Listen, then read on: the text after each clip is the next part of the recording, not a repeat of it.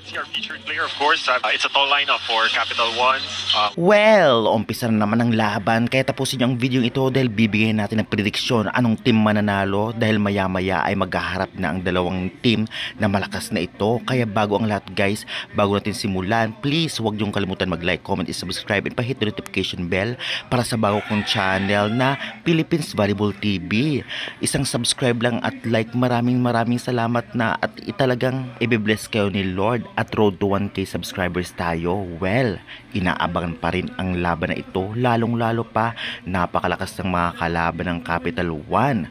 Kahit nandyan si Bella Belen ay talagang kayang-kaya pa rin sila ng PLDT na kasalukuyang napakagaling pagdating sa blockings, depensa at opensa. Dagdagan pa ng import.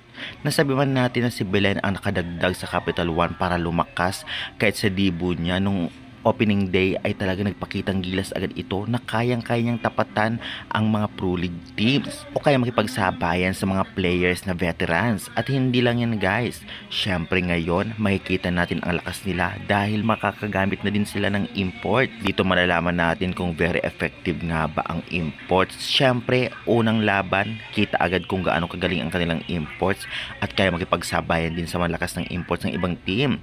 Bali may Belen na, may imports pa, samahan pa din ng mga galing na setter ng Capital One at syempre libero nila. Kaya naman syempre hindi dapat magpakampante ang PLDT sa kanila.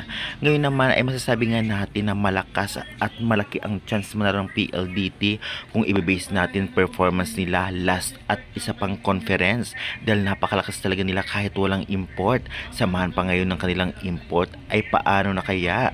Kaya naman kaabang-abang ang games na ito. Ganun pa man ay bilog ang bola at hindi natin alam kung anong team ang mananalo at kaninong tadhana nga ba talaga ang pagkapanalo ngayon.